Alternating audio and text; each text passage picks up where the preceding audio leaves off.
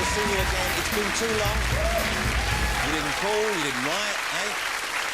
Hey, how are you? Hello and welcome to a brand new series of Friday Night with Jonathan Ross. Thank you for joining us. Ladies, you can relax. Johnny's back. Gentlemen, you can relax too. For the next 50 weeks, foreplay is taken care of.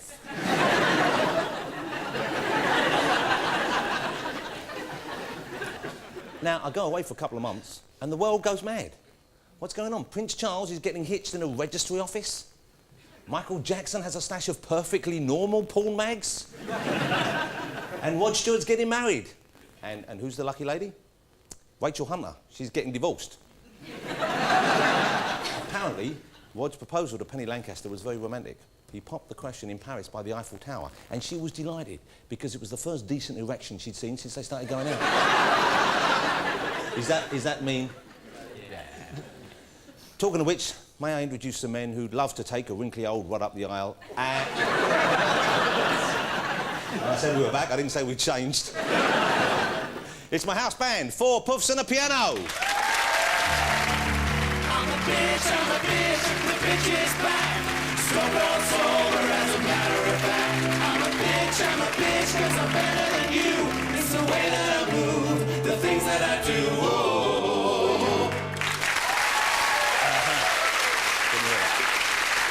Thank you. Shall we see who is in my green room sweating like Jacko in his gym jams this evening? My first guest is a singer, a songwriter, a superstar DJ, and now a best-selling author. It's your mum's favourite puff, Boy George. You look divine with your big hat and everything, as always. He told me he was coming on the show because he wants to plug something. I'm hoping he's talking about his new book. My next guest is the undisputed heavyweight champion of the world. It's Mr. Lennox Lewis. God bless you, sir. World champion. He's retired, of course. Lennox, you're a big fella, but you're out of shape. For me, it's a full-time job, and I warn you now, this is my arena. I'm not scared. I've got some hard-hitting questions for you. Like, are you comfortable? Can I get you anything? Care to use me or the band as a footstool? My next guest is not only an A-list Hollywood star, she's also one of the most beautiful women on the planet. It is Penelope Cruz. Right, Penelope, you look ravishing. Lovely to have you. Isn't she beautiful? You are beautiful. Oh, you are beautiful. It's a good job I'm married. For about 40 minutes' time, you'd be turning me down and calling security. ¿Qué dices? Sí, I'm already lost. Yeah. Your accent. Yeah. And you know what? I love the fact she's come dressed as my favourite Quality Street. Look at that. What? Never you mind. I'll explain it later. I'm gonna be so lost in this interview. Yeah. That's the way I like. I'm slightly confused. I'm so confused. Good. Keep it up. We have many customs that you must indulge in. I'm gonna start speaking Spanish to you any second. ¿Qué pasa con Dios? Con Dios. Oh, well, all right. Make a bit of an effort. The lovely Penelope Cruz is on the show. We are delighted to see you, ladies and gentlemen. Thank you so much for coming. I promise you'll enjoy it. And we also have fantastic music. I'm so excited he's on the show from the one and only, the truly unique Beck. Beck. That's Beck. Beck, how you doing? I love Beck. Jet lagged. It's Beck. Jet lagged. Well, don't come on jet-lagged. Right? I mean, we could have got Chaz and Dave or someone, and I was excited. That's it. Have some coffee, get yourself woken up. That is him. That is Beck. I know he looks like the bloke who does IT in the office, but it's Beck. Looks can be deceiving. He knows how to rock. Here's the deal now. You know, I sometimes talk about my family here on the show, and I always get their permission first. I just want to make that perfectly clear. But my little boy and I, it was his birthday this week. He's just turned 11, and we had a row. We had a bit of a row. It was, you know, it was over silly stuff. And you know when kids get really excited and upset and they think they're right and they get cross with you, and that was what was going on. I had to send him up to his room. I said, Harvey, you know, he had smashed a kitchen chair on the floor. So I said, up you go to your room. Think about what's going on and come down when you're prepared to be reasonable. So he goes up to his room in a real huff. And I'm waiting for him, he doesn't come down. So I go, start getting on with stuff around the house, and I go to my office, check my email. There's an email from him, right? We've got a computer upstairs. He'd emailed me. He must have said, Dear Dad, I will come down when people start treating me with respect. Harvey, he's 11, okay? So I emailed him back and said, Harvey, you know, we do treat you with respect. You have to see our side of the story. Come down and we'll talk about it. Sent him an email back. I thought, this is ridiculous, he's upstairs. But a couple of minutes later, bing, email comes back from him. No thanks, Dad, I'll stick to my original plan. Okay? So I said, well, we'll leave it for half an hour. Go. Then, about 10 minutes after that, something gets slipped under my door. He's been on the computer. He's made up a little piece of paper to show me how he feels, okay? See if this doesn't... This is out, the kids win you over. This is what... Seriously, this is what my little boy printed up and showed me.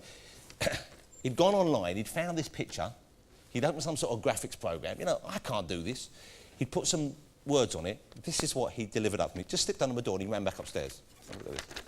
It says, see what you've done? You've really upset me.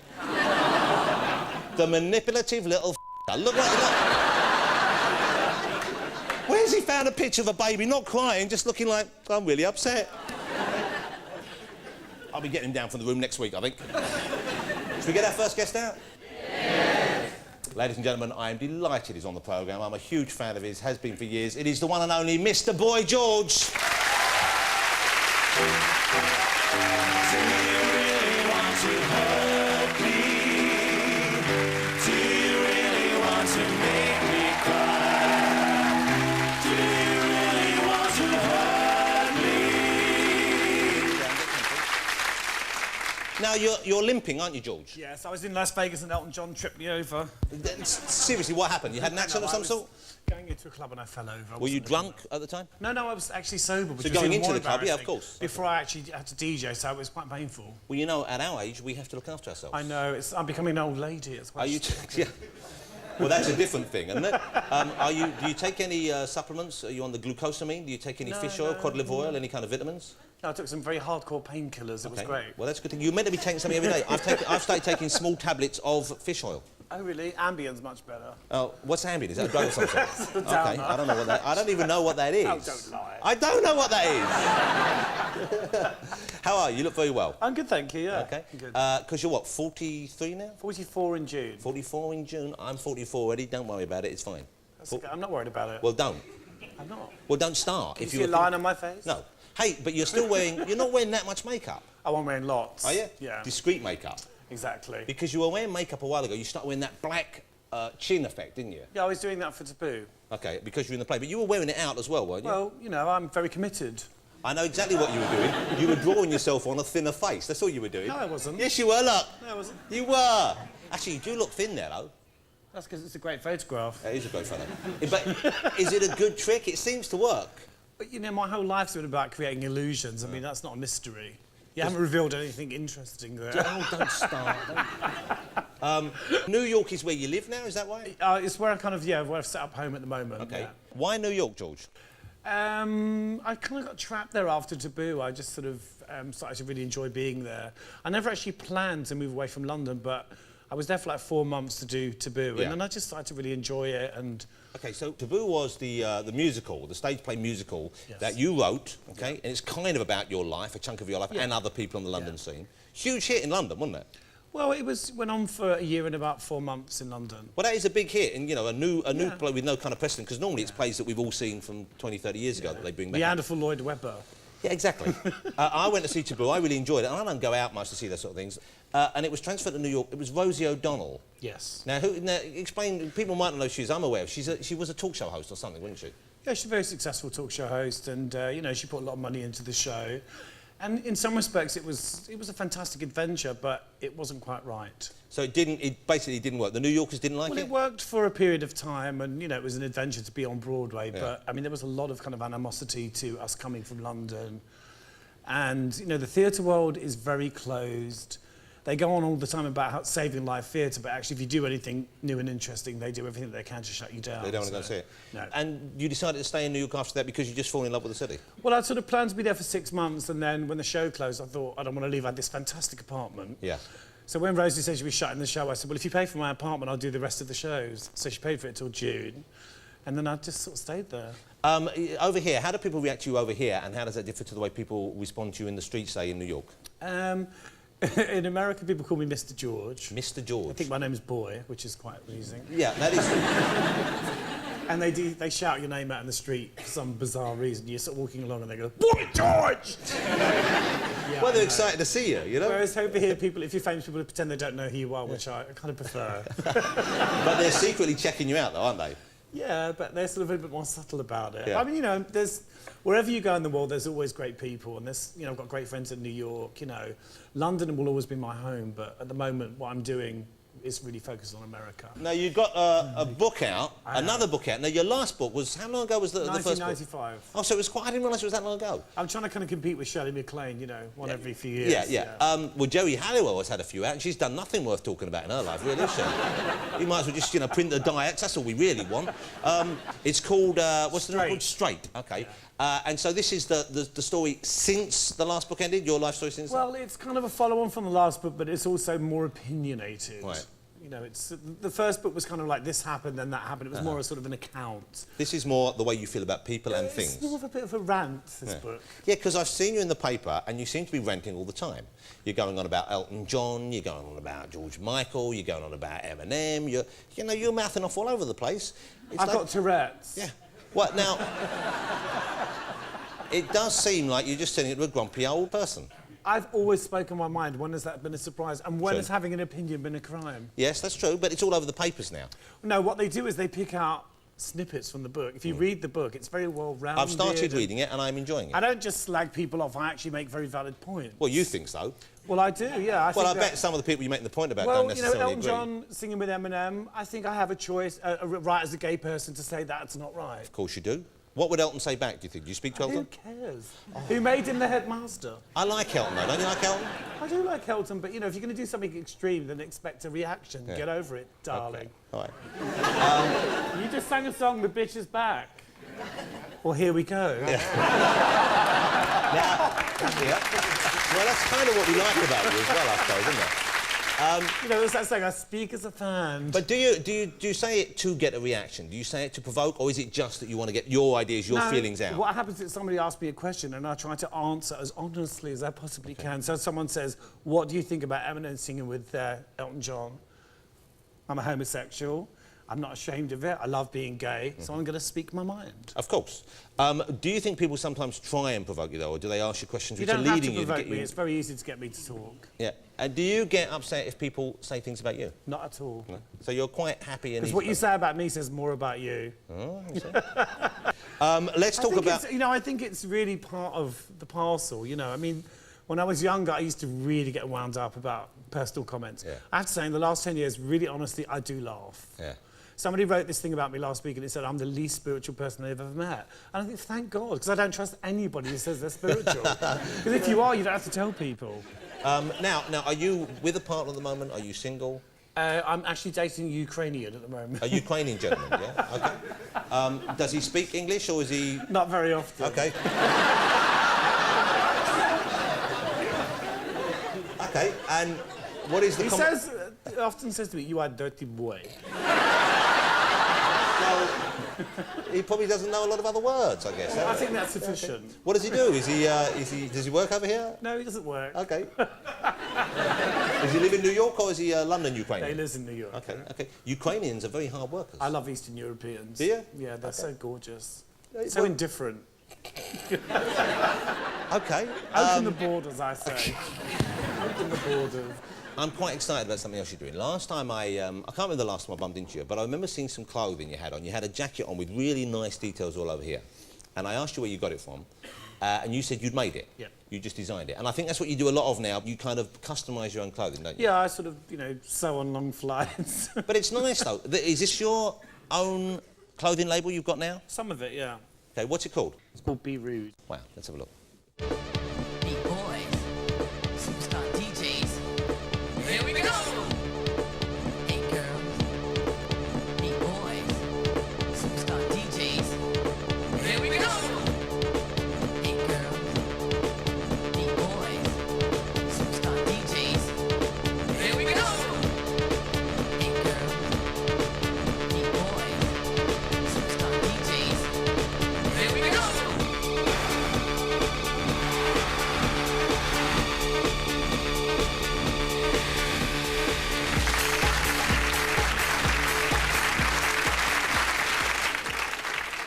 design these clothes? Yeah, I designed it with a friend of mine called Mike Nichols. Now, I would imagine this will be a natural progression for you because obviously you've always been stylish in a very unique and I individual... started, before Culture Club, I had a shop in Carnaby Street called The Foundry, so I started in clothing. Oh, I didn't know that was your shop? Yeah, it was my shop. And that was where the clothes that you wore, you know, those, was it Sue Klaus? Yeah, Sue Klaus and sort of all the early Culture Club stuff was that, yeah. Did you go to Seditionaries and the... Oh, worship Vivienne Westwood. Weren't they great? So this stuff is kind of, is just you taking that interest and bringing it out for other people to share? Yeah, kind of using that kind of punk ethos, but also adding something new to it. And you design this, what, with yourself in mind, or just, you know, stuff that you'd like to see other people wearing? Sort of clothing that I'd like to see my ideal man wearing. Yeah, OK, all right. We make clothes for sort of straight men and their gay friends. And do you sell it here in the UK, or is it just in America? At the moment, just in America. Right. And is it doing well for you? Yeah, it's doing really good. Well, I'm pleased. Yeah, Let's have a look. I've got some of the clothing here. Now, you're a big David Beckham fan, aren't you? I am. I love David Beckham. What is it about David Beckham you like, George? Everything. Yeah. All right. Yeah, this is a tie with Beckham on. And you've given him a bra. Is this just a little fantasy of yours, or can we back this up with any... I think it's a fantasy of his as well, don't you? I don't know. Do you think He wears his girlfriend's underwear. He's a very good-looking boy, isn't he? He is. Yeah. And so sporty. That's a tie for football fans to wear. All right. Now, I like these. These are kind of like bondage trousers, OK? But, well, they are bondage trousers. But what I like about them is it's an elasticated waist. Exactly. You know? I'll be honest with you, I'm tired of putting my bondage trousers on the weekend and sitting there and with the waistband undone and, you know... but this is lovely. Yeah. They're like... this is like punk wear for the old people's home, isn't it? Exactly. I like the sound of that. All right. But this is great as well. So what do you think of? You design these with someone, or you design them and they get them made? No, we design them and we make them in London. That's nice. Yeah. It's really nice gear. And is it expensive? Yes. Right, okay. But you can afford it. Oh, yeah. Oh, you like that, do you? Sequins, they're a winner. All right. That's lovely, isn't it? Yes, it's kind of punky, though, isn't it? And it is kind of like Viv Westwood. Yeah. Now, bearing in mind this is for the older people, I thought I would have a small go at it. See if you like this, because I favour pyjamas at home. Do you wear pyjamas or do you sleep naked? No, I never wear pyjamas. Pyjamas with the old bondage, what do you think? The only problem here is when you get up at night, and you'll find you do that more and more often, you might trip over. Did you actually make this yourself, or did you change it? No, I got a friend to make them for me. I'm impressed. Oh, they're not bad. You like those? Okay. Yeah, I do. You can have them if you want, although I don't know whether you get into those. Now, have you got a pair of slippers? No. You see, you've got to get yourself a pair of slippers. No. Well, how old are you now? 43, coming up for 44. You need slippers. I'm away off slippers. What do you wear in the house when you pad around when you're at night? Sort of vintage Chanel skirt, pierced clitoris, you know. Stop fantasising. What do you wear on your feet? Invisible stilettos. Nothing. OK, you need slippers. Have you tried slippers? No. Well, we made you some punk slippers. Look at these. Oh, that's so nice. And look, and when you cross your feet, it says, look, a little message there. I like the bottom. You don't wear slippers? No. Have you worn slippers? No. When you put a pair of slippers on, I'm telling you this, George, for nothing. You won't go back. It's like giving up, right? Yeah, no, it's not like giving up. It's a great feeling. Take these. What size feet are you? Very big. What, 11? 11 and a half. These are 11. Squeeze into them. Okay, Try them on, and I'm telling you what, you won't look back. Okay. It's a great thing. You once said, years ago, you said you'd rather have a cup of tea than sex. I'd rather put some slippers on. That's why you got so many kids, because you don't like sex, right? I've only got 3. I'm not like Sting. Quite a lot, you know. It's not that many. That's a lot. It's not that... 3 is not that many. I spat on you, I'm sorry. 3 is not that many. I like that kind of thing, it's okay. Can I ask you, am I a little bit of a gay icon? What's the term metrosexual? Yes. Yeah, I think you're definitely a metrosexual. That's nice to know. That's nice to know. You know, I like to tease the gay. Tease? I like to walk up and down Old Compton Street. He's what you could have won. I think that's important, a bit of sort of role-playing. George, it's always a pleasure. It's never a chore. And good luck with the clothing. I think it's fantastic. I think it looks really... I mean, I've seen some of the ones that George has designed. It's really good and fresh and feels right, you know, and I'm pleased someone's doing it again. So thank you for doing that. Great to see you. Good luck with the new book. Thank you. The first one I thought was really entertaining, so I'm sure this one will be good as well. Can you use any of this interview? We can use about 2 minutes. Ladies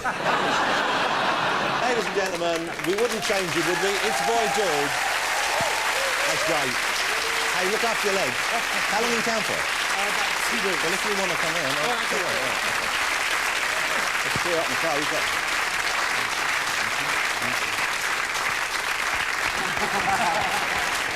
Oh, that's nice. What? Hey!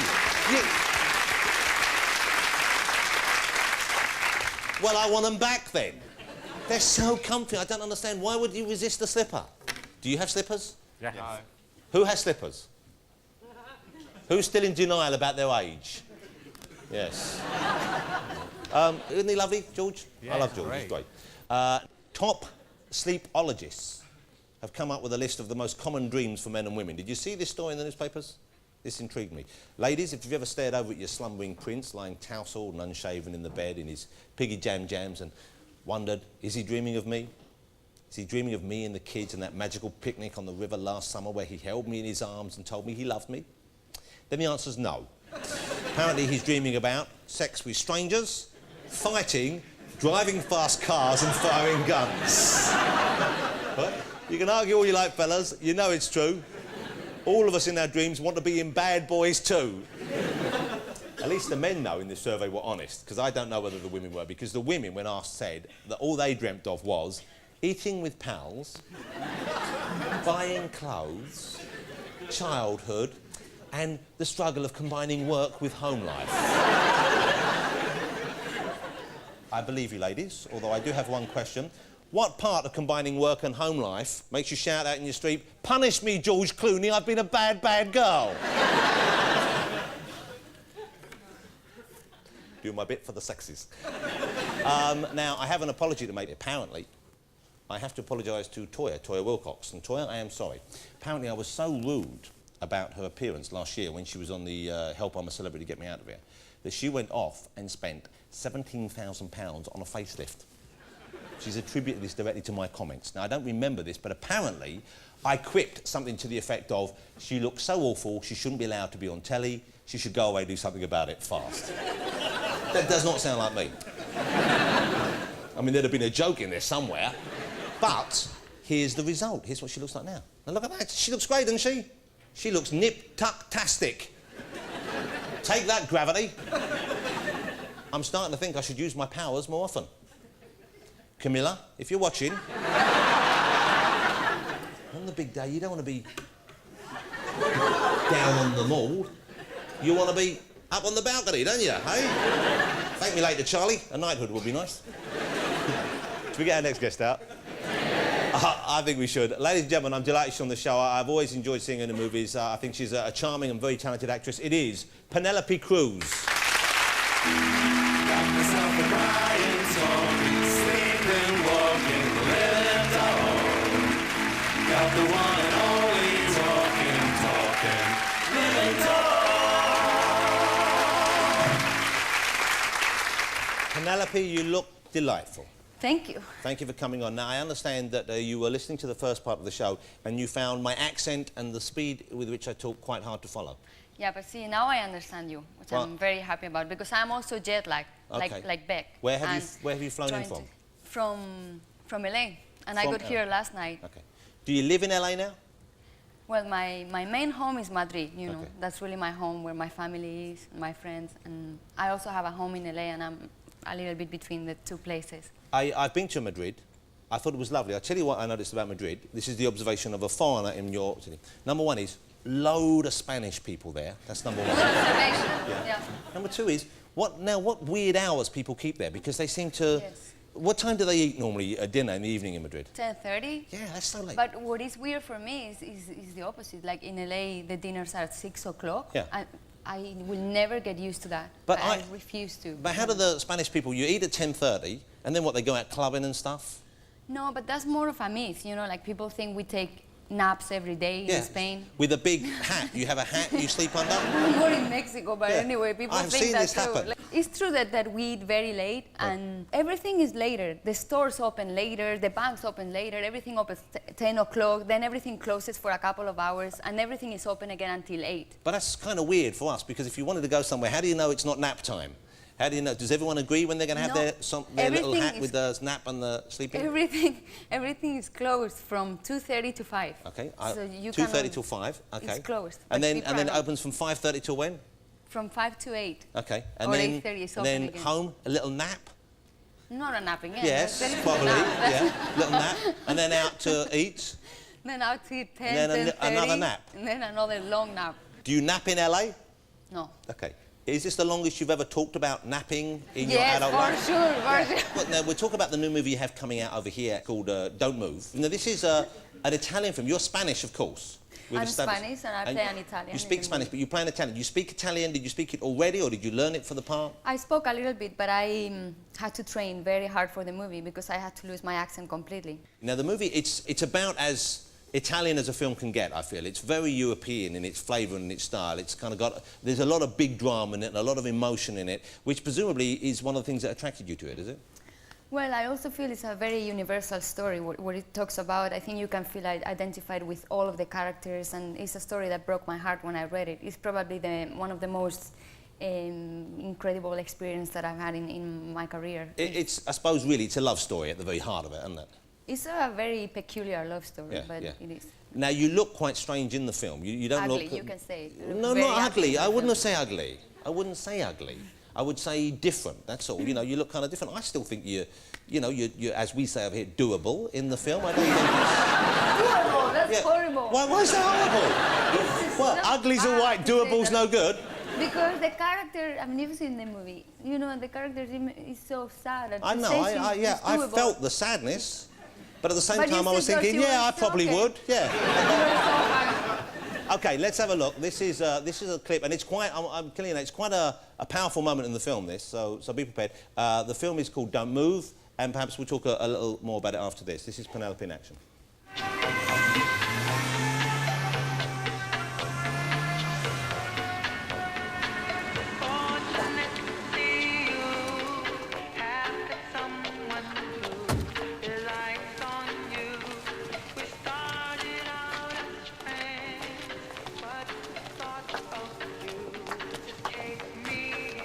Che fai?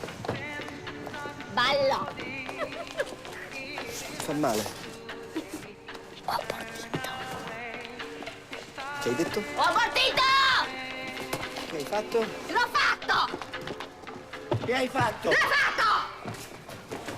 Io lo volevo! Lo volevo! Domani ci avresti ripensato! Dove hai portito? Ai zingari! Là! Da noi! Sei pazza, devi venire in ospedale con me! Non mi piacciono gli ospedali! Devi venire con me! Perché? Perché? Perché? Perché?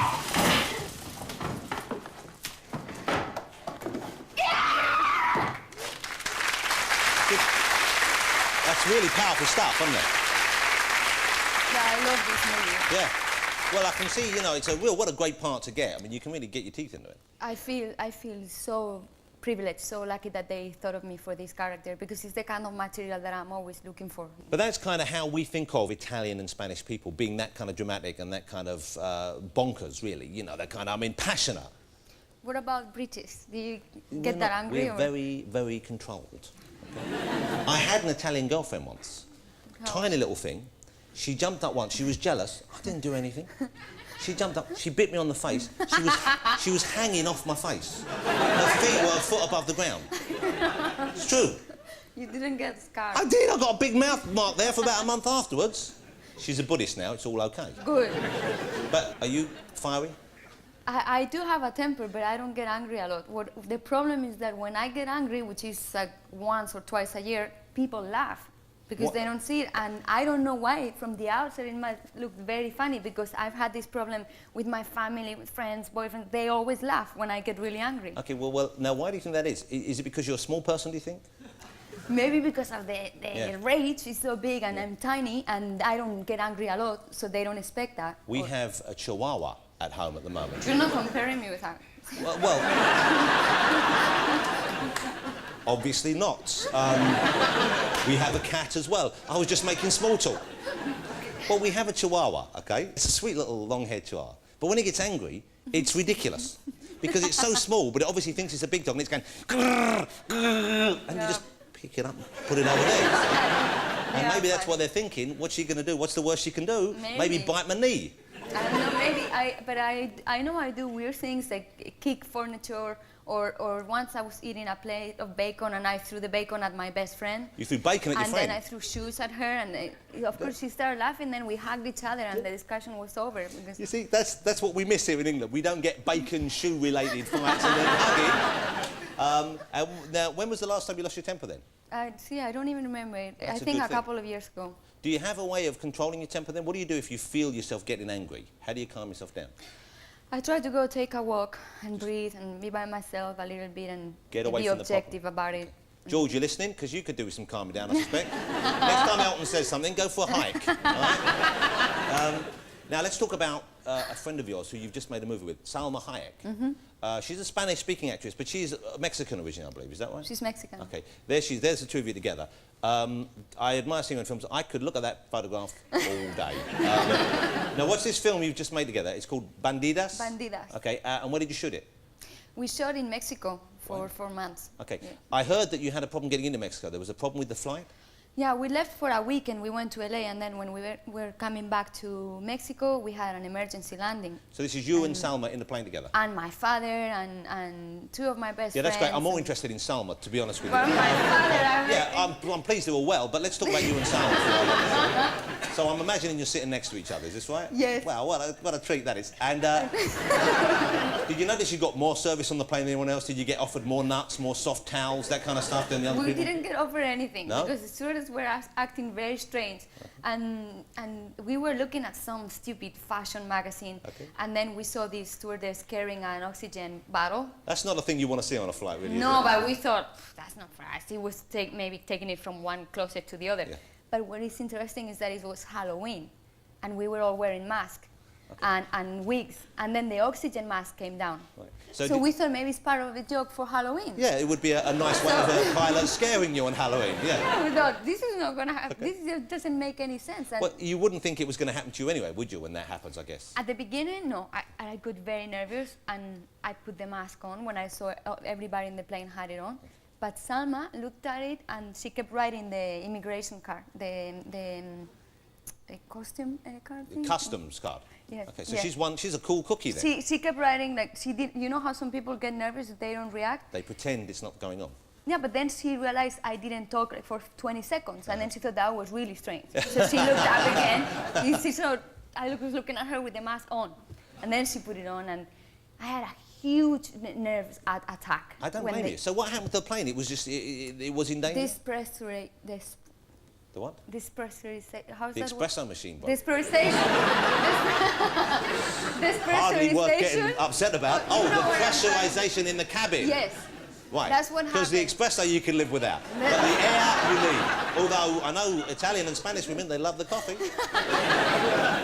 Mi dispiace, no espresso. No, but despressurization. And So what the did the- plane goes like that, and Because they have to bring it down lower, don't they? Yes, and I was really confronting the possibility, thinking, okay, if this happens, I was just worried about my family. I want them to be okay. Here, I don't want it to happen, but if it happens, I just want to be alert and in present time to see whatever is coming. Really? I was really thinking like that, and I was impressed with myself until they said, okay, we're going to land in Hermosillo. And where is Hermosillo? And when we saw we were really landing, took the mask up, scream and cry, and I was crying for 5 straight hours. Salma was like, where is the bar?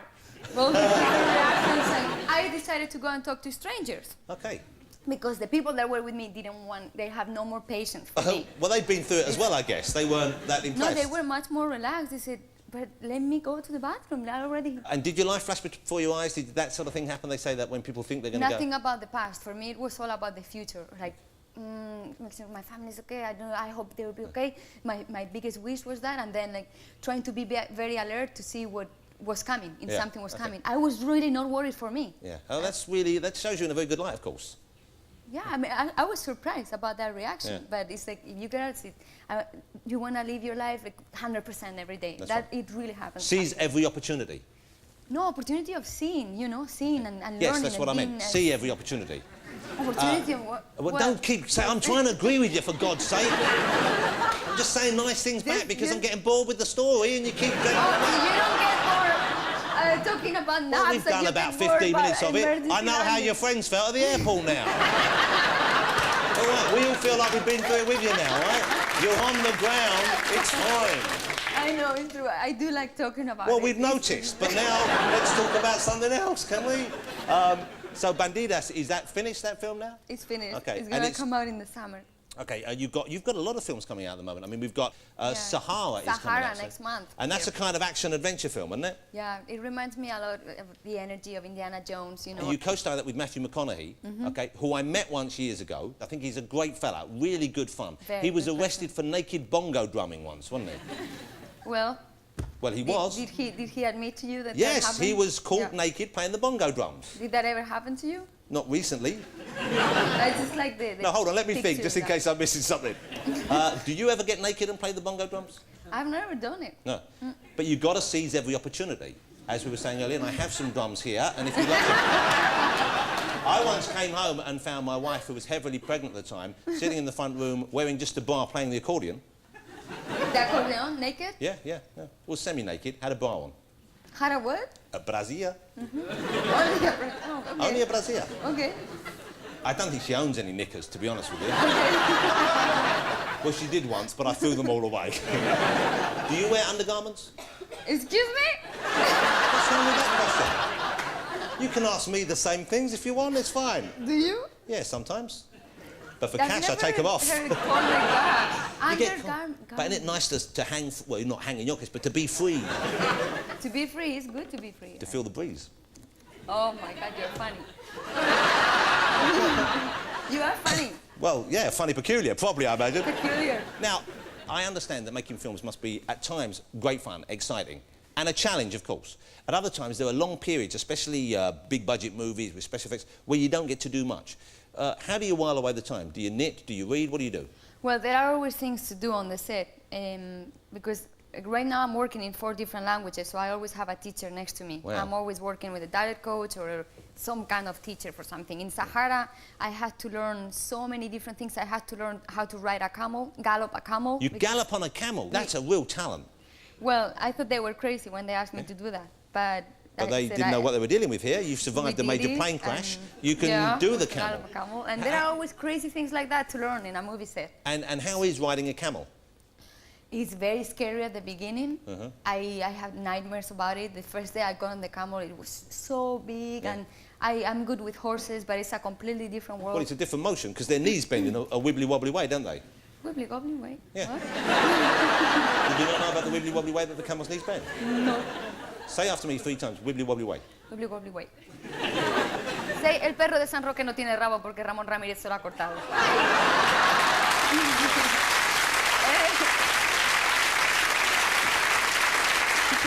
I think that means I have to go now in Spanish. Is that right? Hey, real pleasure to meet you. Thank you, so too. much for coming on the show. What a Thank you. charming and delightful guest. Ladies and gentlemen, Penelope Cruz. Thank you. Thank you so much.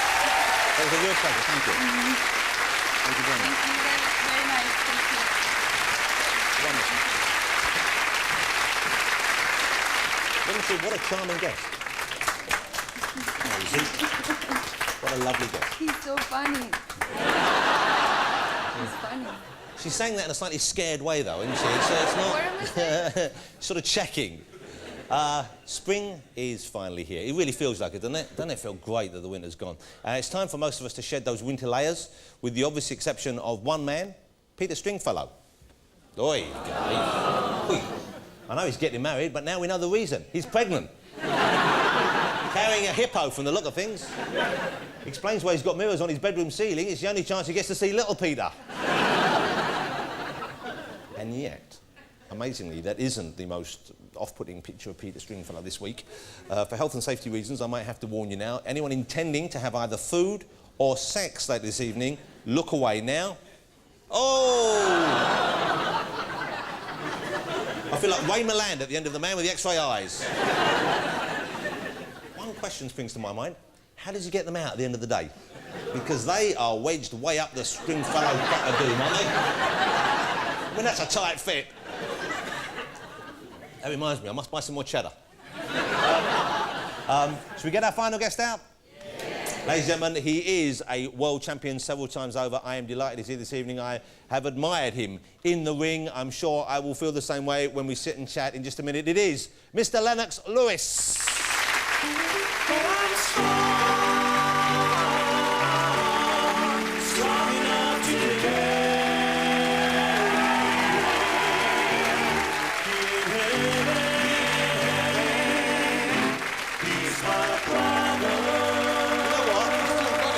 I think I could probably take you though. Because you wouldn't expect it, and I'm coming like this, and then I come up and oh, look at that! Oh. I still got it, you know. Well, you don't have to actually hurt me. That elbow is quite sharp. How are you, Lennox? I'm good. You look great. Thank you. For someone who's given up the fight game now because you retired, how long ago did you retire? 2 years ago. I would have thought you'd have blimped out a bit and, you know, taken it easy, and yet you obviously keep yourself in good shape still. Yeah, of course. I have to, man. Why do you have to? Just in case, you know, somebody calls me out. That's the reason. Who in their right mind is going to call you out? That's right. Someone in their wrong mind, I see what you're saying. So you gave up the fight game properly 2 years ago, you said? Yes. Okay. How many titles did you hold when you gave up? How many have you held in your career? Well, I've been undisputed champion, and I held the WBC belt for quite a while. Yeah. Now, there are how many different boxing leagues are there? There's WBC, there's WBF, and WBI, is that right? WBO, WBF. It's kind of confusing. Alphabet. Okay. Why are there so many? I don't know, but I hold the most prestigious one. Yeah, which is the one that Ali used to have. Ali and Sonny Liston. Yeah. So it's the kind of the biggest and the best. Yeah, man. Even if it wasn't, I wasn't going to argue with you, obviously. How many fights did you have? How many professional fights? A lot. How many times were you beaten? Professionally? Twice. Only twice? Yeah. Wow. Plus, make me add, I came back and beat those guys that beat me. Yeah. Well, thanks for putting that straight. Yes, I had to. So really, I didn't really lose. It still upsets you. Did they knock you down, these guys? Yes. Okay. How's that feel when you're in the middle of a fight, you know, the world's watching, and you go down? It's not what you really want to happen, because you really... Well, you know, we knew that part of it, okay? What's going through your head? When you get knocked down? Yeah. Nothing. Really? No, what happens, everything really goes in slow motion. It's like, the guy hits you and it's like, everything goes slow. Yeah. Then the referee comes over and he starts counting. Then it speeds up. Yeah. And by the time it's speeding up, he's at 9. Wow. And you've got to get back up, of course. Yes. Okay, wow, that's terrifying. Yeah. So what do you think about boxing generally as a sport? Because it goes through periods where people get alarmed about it and they say boxing shouldn't be allowed, or certainly they should wear gloves with no thumbs, they should wear the sparring mask during matches. Those kind of those issues arise every so often. They seem to go away again.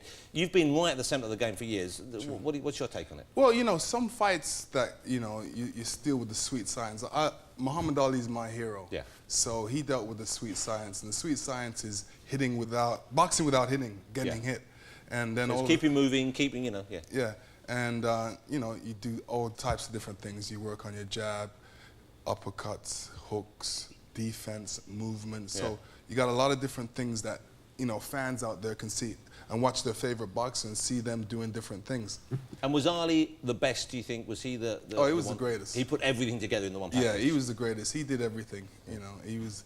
The best thing I loved about Muhammad Ali was the Ali Shuffle. I just wanted to see that. Me and my mother used to sit in front of the TV, watch Muhammad Ali, and I just waited for the Muhammad Ali Shuffle. Yeah, he was also, of course, an inspirational human being as well. I mean, an incredible man who, you know, against the odds, stood up for what he believed in. Really, just a remarkable person. You've met him, I believe. Yes, I was, last couple of weeks, I was at the Butterfly Ball, where Muhammad Ali's actually building a big center in Kentucky, and this center is basically for people that can go learn about different religions. They can go there and solve conflicts, go there and learn about other people. It's something that really, you know, that Muhammad Ali believes in. He's just a great person. Even, you know, when he was boxing, what he went through in the 70s, the fact that he went through the whole racial thing, the whole religious thing, the whole war thing. So he did a lot for athletes, even now. A lot of athletes look up to him. A lot of athletes look back and say Muhammad Ali was definitely an inspiration in their life. Do you miss anything about the actual fight game itself, being in the ring or the training? Actually, no, because I was trying to get out of boxing for a while, but when you're the champion, you know, how are you supposed to quit just like that? And then Tyson was lurking around. Now, Tyson, you were meant to have fought years before you actually got together with him, and I guess he was the big challenge for you, wasn't he? Yes, he was actually ducking me for a while. And I said I couldn't retire without boxing him. He spent some time in incarceration, then he came back into boxing. And it just wasn't the right time for me to retire without facing him so the world could see who the best was. We have a moment from that fight to show you. I think you'll probably quite enjoy watching this again. This is when Lennox finally got to meet up with Mike Tyson. Back in, when was this, 2002? Yes. Wow, let's have a look. Plaintive cry from the Tyson corner, keep the hands up. Lewis gets him again. And there's just that couldn't quite land. There's that uppercut again, Jim. That's the telling shot. He hasn't missed with it all night. Well, that's rather pathetic by Tyson, that right hand of his miles away. And Lewis sensing that this is going to be his contest. There's a great right hand, down he goes. Surely that's it all over. What a punch. Well, the bloodied face, I'm sure, of a defeated former champion. Both eyes in a mess, and the referee has called it off. And Lewis has achieved the destiny he always felt was going to be his. And he points to his chest and said, the business has been done, and I have retained all 3 of my belts in impressive fashion. What a moment. Incredible.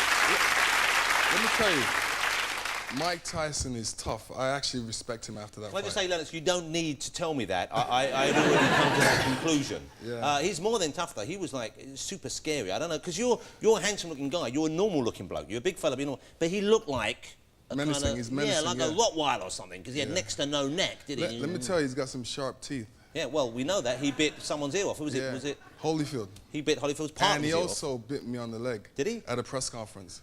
Now...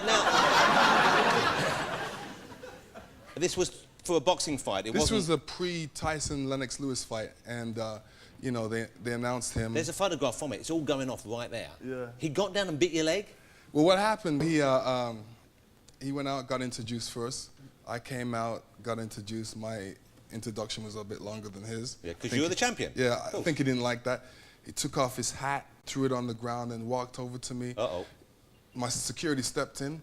Then he threw a punch at my security. Then it went off. See, that's when I would have left. And that's what you're paying them for, presumably. Yeah, yeah. It went off. Everybody jumped in. At the end of it, I felt something on my leg. And I was like pushing the person on my leg, and I seen Mike Tyson going, oh, biting my leg. I'm going to have nightmares about that now tonight. All the biting. Do you think he's got worms or something? Do you think he's just permanently hungry? I don't know, man. That's some jailhouse fighting, man. He's a real strange fellow, isn't he, of course? Yeah. When you have those press conferences, often people do say mean things to each other. They do stuff like that. Okay? Right. Why? Don't you think the sensible thing would be to go in and say, hi, I'm a big fan of your work, and you know, I wouldn't have done this fight, but obviously I need the money for the orphanage, so take it easy on me. We're gladiators out there. We're gladiators, so we, you know, obviously we've got big egos. Yeah. And he's got a big ego, I've got a big ego, so we try and, you know, obviously show who's got the biggest ego. But when you're out there, is it like a craft? Is it like a Sweet science, yeah, definitely. Or is it sometimes you just want to hurt them? Well, you know, depends. If they've been bad and, you know, they say they want to eat Hold on, your what, kid. you Santa Claus? What do you mean if they've been bad? You got a list. Well, he was misbehaving, so I definitely had to manage him. You had to, Yeah. and you did. Yeah. When you knock someone out, that must be a great feeling, isn't it? Great feeling. Yeah. I mean, it's like the Highlander, you know. You take off someone's neck, all of a sudden you gain their power. You know, the other person's feeling sad, and you just gain power from that. This might not surprise you, but I've never knocked a man out. Okay? No? Not even using a hammer or anything. I mean, I've never. I will probably never know what that feels like, I suspect. Do you think I'm missing out something there? Not really. One day maybe you'll knock somebody out. Somebody piss you off and. Really? You think that's going to happen? Yeah. No. Who would piss me off? I'm so well loved. You don't miss the fighting such, but there must be moments about it, like you just described, the feeling when you've knocked some man down. You know you've triumphed in the ring. You know you've achieved what you set out to achieve, and also, you know, everyone's seen you do it. Yeah. That must be such a high, such a great buzz. It is, but you know, eventually it has to come to an end because age catches up with you, your body catches up with you. Well, the training must really take it out of you every time you train for a fight. Yeah, definitely. I've been training since I've been 12 years old, and now I'm like 39 years old, and you know, people say, "Oh, aren't you coming back? Come on, you got to keep boxing." I'm thinking, yo, man, you got to call it a day once in a while. Can't keep on boxing forever. When you retire, do you get to keep the belts, or do you have to give them back for the next fella? I kept mine. So well, who's going to come and ask them back? Yeah, Exactly. they're actually up on my wall. So Of course. all my friends that come over, they see all the belts. Do you ever wear them out? No, I got my own belt. Yeah, but you could wear them out if you had like really fancy trousers. You're retired, okay? We've established this. Yes. They must be offering you money to get back. I mean, Plenty of money. People would want to see you back in the ring. It's not that long ago you were boxing, and the last guy you beat, that guy, he was what was his name? Klitschko or something? Yeah, Klitschko. Whatever his name was. Yeah. Presumably they'd like a rematch with him because they would love he a beat you rematch. before, didn't he? I've already accomplished all my goals. I've done what I needed to do. He needs me more than I need him. That's true. Because right now, he doesn't have anybody to box, and he's not getting that respect. He feels that he could just come in and be an instant star, but you have to work at it. You have to have a couple years that the public can see you and say, hey, I like this guy, and let's see how he's going to do it against the next opponent. Now, how much money have they offered you? I mean, if they want you back in the ring with him, what kind of purse do they dangle before you? It's not enough. But how much is it? 21 million. Next time they call, tell them I'm available. 21 million, he can f***ing punch me a couple of times for 21 million. What's the worst that can happen? Yeah. The thing with me, I don't have the hunger for it anymore. Well, I've got the hunger for 21 million. Most of the people in this audience, hey, we'll all go in together, we'll give them a couple of them. Tag boxing. I know. If they come up with 50 million, I'll wake up and I'll probably... 50 million is a lot to turn down. Yeah. And it's not inconceivable they could come up with that money when you consider, I guess, that pay-per-view, when you have it around the world. They'll probably come up with that when I'm like 45 or something. Too late. Yeah, too late. Your mum, I believe, would have a say in that. Violet, your mum, she seems to be quite a strong character and obviously a very important person in your life. Yeah, absolutely. Did she have a word with you, say maybe it's time to take it easy? She said I can do what I want to do, but, haven't I proven what I needed to prove? And I said, you're right, Mum. You've got to take it easy. Yeah. And you're a father now, of course. Yes. You have a little boy. How old is he? He is 9 months today. 9 months, that's a sweet... 9 months today. You can see he's a first-time dad. He actually knows the month birthdays as well. 9 months. Do you like being a dad? Greatest thing. I wish it upon everybody. Yeah. It's great. Even the ladies? Yes. Better than being a mum. You don't have all that bothersome labour to go through. And are you a hands-on father? You do everything? You do the nappies? You do all that kind of stuff? Definitely. Yeah, definitely. I think it's great. Changing nappies, just watching them develop. And I was so happy when he, started saying, da, da, da, da, da. That's lovely, isn't it? Yeah, Does he say that to everyone, though, or just to you? No, just to me. I'm not implying anything. I meant when they first start, they'll look at you with the eyes filled with the most powerful love. You've never seen someone look at you as though you're the one centre in the universe, and then you see them looking at the fridge in exactly the same way, because everything's new to them, isn't it? Now, I know you're a big fan of Ali. We've established that. Yes. A few years ago, there was a movie came out called, I think it was called When We Were Kings. Yes. Yeah, incredible film. It showed was it the Rumble in the Jungle? Right. The Rumble in the Jungle between Muhammad Ali and George Foreman. If you haven't seen it, I know it's been shown on TV once or twice. You can get it on DVD. I've also got a documentary coming out too. Yeah. All right. We'll get back to that in a minute. But I had a camera guy follow me around for a couple of years, so there's a lot of footage. Presumably you've got you can get access to your fights if you want to use those. Yes, definitely. You're going to make a film about what, your career in the fight game? Just my experiences in the fight game. I think a lot of people, I'm kind of like an enigma to a lot of people. Well, you're quite a private person. Yes. Which is a good thing, I think. And so you're going to expose more of yourself in yourself? Yes. You're going to let people in and see the real Lennox? Yeah, there's a scene right before the Tyson fight where the camera is in the change room and they show how I warm up, putting on the gloves and everything before I go out to the Tyson fight. So, a lot of people haven't seen that, so stay tuned. Now, how long are you over here for? Because you live in Miami now? Yes. I'm over here for a week. Okay. And what do? You just visit old haunts? No, just doing some business and doing a lot of different things. Well, you say doing business. I'm intrigued. What do you mean by doing business? Doing some business. Shady business? Good business. What kind of business? No shady business. Well, what sort of business? What do you mean, I seen a man about a dog. Don't start with that. Listen, you want us to watch your documentary. We want a taste of the real Lennox now. What kind of business are we talking about here? Just doing some interviews like this one. You need a hand with the business? No. What do you mean, no? No, don't need no hand. You don't need me to run interference for you? No. We'd make a great couple. We'd be like, wouldn't we be great in a movie together, Lennox? Me and you. It's like the tough guy and the guy who talks to trash. You know what I'm saying? Have you ever punched right through a door? Yes. Really? Yeah. Why? Because it was there. I've never punched through a door. You can't.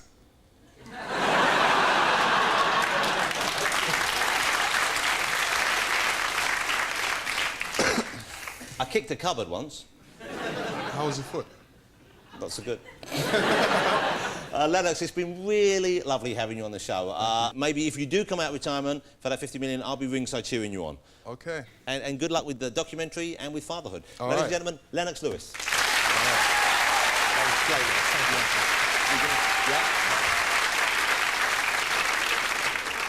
Thank you to all my guests this evening. Of course, Lennox Lewis, Boy George and the lovely Penelope Cruz. And a new movie's out today. If you get the chance, do go and see it. Next week, I'll be joined by Coronation Street's Sally Lindsay, Julian Clary, and, I'm excited about this, the new Doctor Who, Christopher Eccleston. Plus, we have fantastic music from Kasabian. But now, performing E-Pro, it is the one, the only, Beck!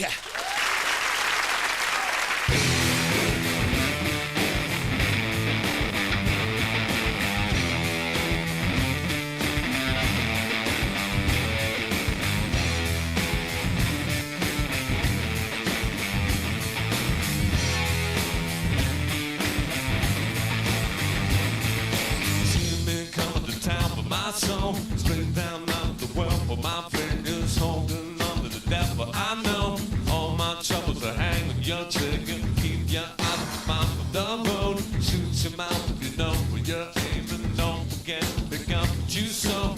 Talking trash to the garbage around you.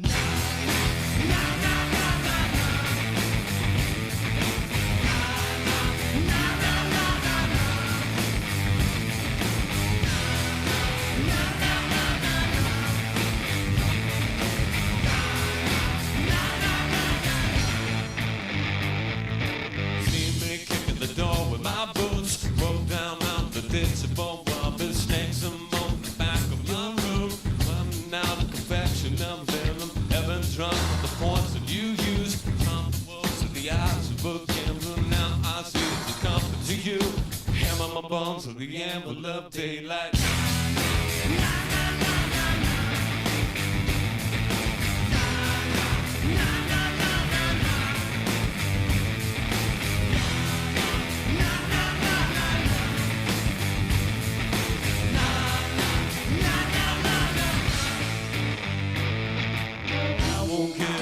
That ghost is sick the way these tongues are twisted. The good in us, all we know, there's too much left to taste. That's bitter. I won't give up. That ghost is sick the way these tongues are twisted. The good in us, all we know, there's too much left to taste. That's bitter.